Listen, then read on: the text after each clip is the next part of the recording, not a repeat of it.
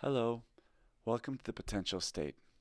My name is Dr. Assael Romanelli, and today we're going to talk about marathons. This is the video of me finishing the Tel Aviv Marathon in February 2019. It only took 4 hours and 25 minutes. My wife is filming me there. But actually, that's not the story. The real story happened before that marathon, way before we started. This story actually begins the day before. The day before the marathon begins, me and my wife have a huge fight. She feels like I'm irresponsible and I'm sticking too many things together and I'll be exhausted and not present for the weekend with the kids before I go away on a business trip. And I feel like suddenly, the day before the marathon, she's changing our arrangement. She's doing a big drama. She's unappreciative of all the effort and the training I've done. And this becomes a huge fight. And even though we're not with the kids, we are constantly fighting. And we're moving between talking and not talking, between being insulted and hurting each other. And I try to regulate myself, right? I'm telling myself, don't feel a victim. Don't feel sorry for yourself. And then sometimes I take responsibility, let it land. Maybe you are really selfish. Maybe you didn't think this through. She asks me to cancel the marathon, and I'm telling her no. I take a big chance, and I'm saying, Galit, this marathon is more important to me right now than your request. I was feeling very differentiated at the time, but that only blew up in my face. And she moved between moving on, being upset, being disappointed, back and forth, and we couldn't snap out of it. That morning, we woke up at 4:30, and I drove, and in that drive, I felt so alone. There was silence. We listened to the radio, 4:30 in the morning, driving to this marathon. Galit was scheduled to run a 10K, and I was supposed to run a full marathon. And even till the end, we were still not really together. As we reach the parking lot, Galit softens up a little bit, becomes a little bit playful, a bit flirty, a bit cute. But I'm closed. I'm just not there. She says, what about your podcast? And I decided I'm going to punish her and I'm not going to do a podcast. My original idea was to do a podcast about marathons, life as marathons. Life is one long marathon. And I end up saying to her kind of cold-heartedly, I don't know if I'm going to do it. And away I go. And as I go, I leave this quick video. For myself, I was thinking maybe I would actually do something with this. All right, here we go. Starting the marathon. All these people behind me. Wish me luck. See you on the other side. And the other side it was, because little did I know what emotional turmoil I was going to go through in that marathon. As I started running, I started realizing that all I could think about is how alone I felt. And I felt sorry for myself and angry at my wife. I was moving between feeling sorry for myself and being angry, feeling sorry for myself and being angry. And I didn't know what to do about it. And then I was frustrated that I'm stuck, and instead of enjoying this marathon, all I could think about is my relationship. And I was stuck until I realized, wait, I'm going to turn this into a podcast. That's going to be my podcast. My podcast is going to be not life as a marathon, but relationships as a marathon. And I decided this took me about 20 kilometers to formulate. And I realized that what I'm going to do is when I hit the halfway mark, 21.2 kilometers, I'm going to give myself a big juicy shot of not regulating myself, of actually letting go through everything, because this idea of the only way around is through kept coming up again and again. And what I realized is I wasn't letting everything through. I was trying to regulate. I was being locked. Like a lot of times in improvisation, I see actors on stage and they're pretending to fight, but they get locked in one energy. And I tell them, in real life, we go through all kinds of emotions. And only when you go through the extreme of anger, you will reach the next level, which could be laughter or pity or helplessness. But you have to go through all of them. You have to really allow yourself to express them and feel them all the way to the edges. What we call thunderstorms in couples therapy. Thunderstorms are people that when they get angry completely from head to toe, like my wife, for instance. Contrary to her, they're turtles like me, who the second it gets hot, they stick their head back in. So all that's going on in my mind, and then I reach the 21.2 kilometer mark. So I'm reaching 21 halfway through. And this is when I'm gonna vent how Galit is an effing biatch. How can she not appreciate everything I've done for her? I'm doing this for me, I'm doing this for her, I'm doing this for the family. I'm doing this to prove a point to everyone. God, how could she not understand? How could she not understand? How can she be so ungrateful? How? 21 kilometers. How can she not see that? Oh, God, after all these years, she's still trying to push me down, still trying to hold me back. So this is me in the victim mode. Now I'm going to show you a persecutor. Oh, God, how can she be? How can it be so selfish and not see her? All she wants is family time. All she wants is for me to take care of myself. That's all she wants. How can I do it? Once again, I stuck too many things. I thought over myself. Oh, I'm so blind. I'm so evil. God, she's so right. So now I did both extremes. I'm halfway. God. So now it's time for me to go through all of it. And hopefully at the end, I'll be liberated from this triangle, from these polarities. But the only way around is through. Yes, the only way around is through, but I was a bit optimistic. As you can hear, I wasn't that balanced. It was much easier for me to be the angry and feeling sorry for myself than the polarity of taking responsibility and feeling guilty. But I tried. And what I was trying to do the whole 24 hours before the race was trying to regulate myself and talk myself out of it. And what I allowed myself in the race is just to run and let it all out and talking to myself and yelling at her and yelling at myself and yelling at God and this whole situation and feeling alone and lonely. Everything happened there. And in EMDR, eye movement desensitization and reprocessing, we talk about bilateral stimulation of the brain by moving the eyes again and again. That's what basically happens when you run, right? Right, left, your legs and your hands keep triggering and activating both hemispheres, which actually makes you unstuck because you're moving, because you're in movement. And as I was going through these ideas of moving through this, of allowing myself just to liberate myself into this craziness of the whole emotional range of life, and then just enjoying that as a natural, healthy part of being vital, a new realization started coming up for me. We're somewhere in kilometer 25, and I'm realizing that I really hate you, Galit. I really do. But I also really love you. And I can only love you if I hate you. And I can only hate you if I love you. And the person that loves me so much can also hurt me so much. You know exactly where to push. You're killing me softly, but you're also reviving me. And that all equals. It's now I'm understanding it. You only hurt the one you love. I've said it a zillion times, but now I'm really feeling it. You're really hurting me, but you're also really loving me. And by giving me that pain, you're also reminding me that I'm alive, that I care, that I'm permeable, that I'm hurt, that I can't do all this alone, and that I'm not a machine. And that's something I need to thank you for hurting me.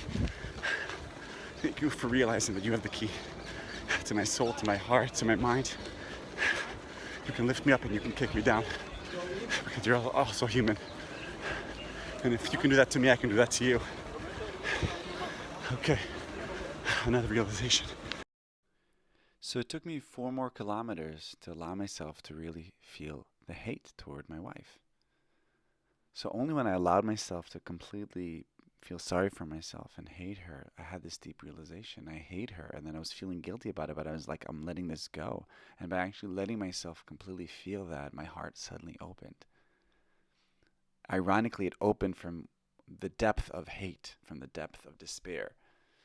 And then the sentence that I've said a zillion times to a zillion people, you always hurt the ones you love. And the opposite of love is in hate, it's apathy. And hate and love are two of this. It's basically the same energy, just with a different color, if you wish. It suddenly opened. It realized that that's what's happening here. And she can hurt me so deeply only because she knows exactly all the little twerklings of my heart, of my mind, of my body, of my soul. And the fact that she knows me so intimately, that means she can hurt me so hard. Not because she's evil, also because she has what Schnarch calls normal marital sadism. We're all a little bit of a sadists. But also, unintentionally, by just being there, by being a different person who dares to live next to me, who dares to challenge me, who dares to say something different than what I think, who dares to have her own opinion, who dares to defy my requests or orders, who dares to project on me her stuff, her shit. How dare she? How dare she be herself? How dare she demand me to be a separate human being? Why is she not molding herself based on my needs? All these things were rushing in, and my heart was opening, and I was very emotional. I was moving between laughing and a little bit of crying, and all this is with a soundtrack. And that's all going great until I hit the wall at kilometer 32. So we're kilometer 32. I hit the wall. The wall is the hardest part of the marathon where you have nothing else to give, where you just want to start walking or stopping. And this is a metaphor for that part where you just give up and you feel helpless, where you're thinking I'm better off alone, where you're thinking let's split up and you go here and I go there. Let's not spend the weekend together because I can't deal with you. This is the darkest hour before they're done. And if you go through the wall, allow yourself to feel it, but keep walking. Keep walking.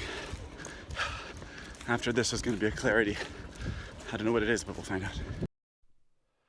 Yes, I hit the wall. I was optimistic. In the first marathon I ran, I hit the wall at 27 kilometers, leaving me another 16 kilometers to go.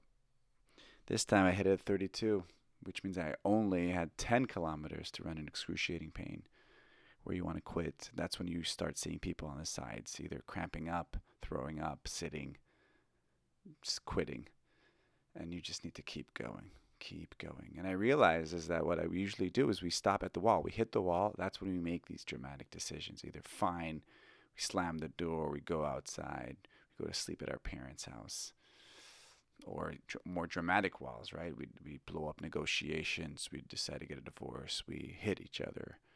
We do dramatic moves once we hit the wall. But actually, the metaphor of the marathon here is you have no other option. If you quit when you hit the wall, you'll never finish. And you'll never know what's on the other side of the wall. This time, being my second marathon, I knew that the wall will end. It might end at 42.2 kilometers, but it's going to end. And I think hitting that rock bottom, right? So going through that process of going to the extremes of the emotion, to realizing that you're hating and loving, to hitting that wall and seeing that it's not going to move, it's not going to change. There's no other way except for quitting. All that together really comes through in the marathon. And 3 more kilometers of this questioning myself, of hitting the wall, and there's another evolution in my thought process. I'm still in the wall, kilometer 35, but now I'm asking myself, am I going to quit? Am I going to quit this relationship? Am I going to quit my growth? Am I going to quit now? I've gone so far. I've tried so many things, met so many people. I've been hurt. I've been loved. Am I going to quit? Am I? No, I'm not. Because I know I'm growing. Because this is the only way around is through. I'm going through right now. I'm so going through it. Emotionally, physically, spiritually. I'm not giving up. I'm not giving up. No, I wasn't going to give up. By allowing myself to actually contemplate the fact of giving up and visualizing how would it really look like if I stopped the race. Then I actually allowed myself to answer the question, am I going to give up? And there was another thing. There were young children all along the marathon, and I made it a point that every time I saw a child, I would high-five him or her, imagining that those are my kids. And at that wall, every time I saw a bunch of kids cheering, I told them, I yelled out, I need energy. Give me chifim, give me high fives. And I had this realization that our kids, perhaps, are the ones cheering us on this journey.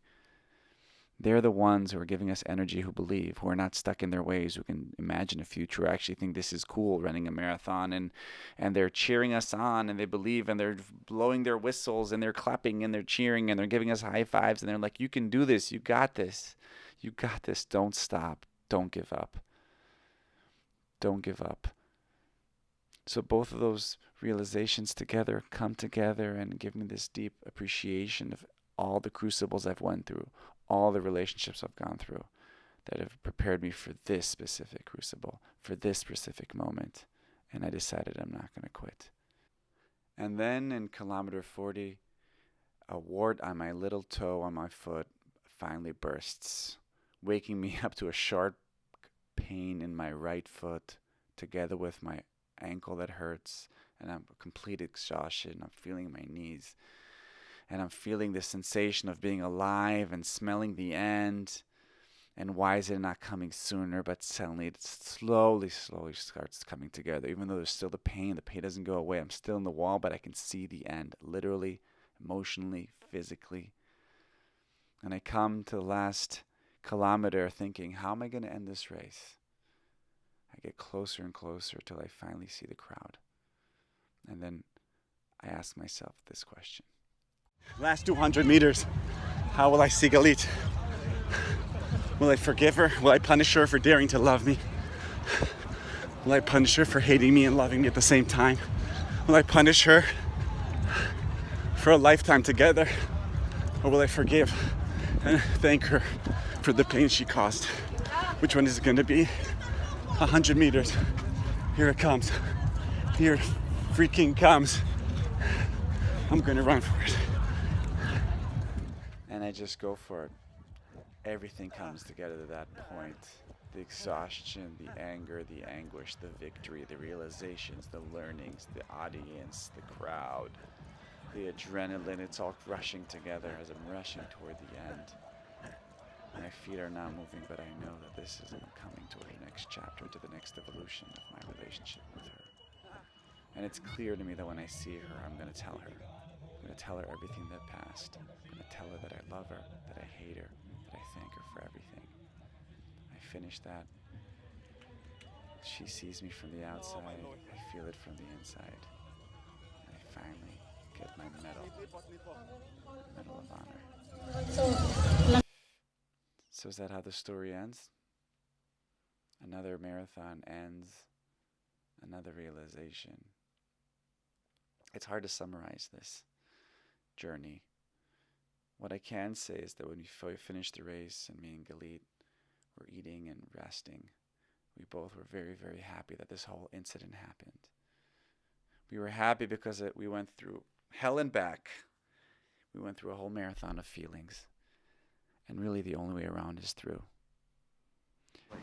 As I tried to sum this experience up in a video, the sound was so bad that I had to re-record it.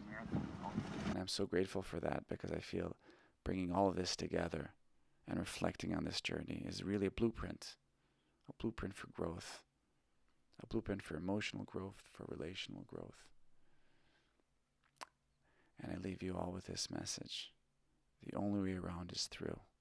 If you want to grow and succeed in the game of intimacy and relationships, you're going to have to go through everything. Surrender to the pain. Surrender to the both extremes of both the victim and the persecutor. Allow yourself to really hate and love your partner. Hit the wall. Know that it's going to end. Know that there's going to be something on the other side. And dare to forgive the people around you, the people who love you, for wanting more. More of you, more of them, more of the relationship. And you might end up a bit sore and you won't be able to walk for a few days. But the satisfaction you feel will not only last you a lifetime, but will be your legacy for your kids. My name is Dr. Assael Romanelli, and this was The Potential State. I'll see you next time.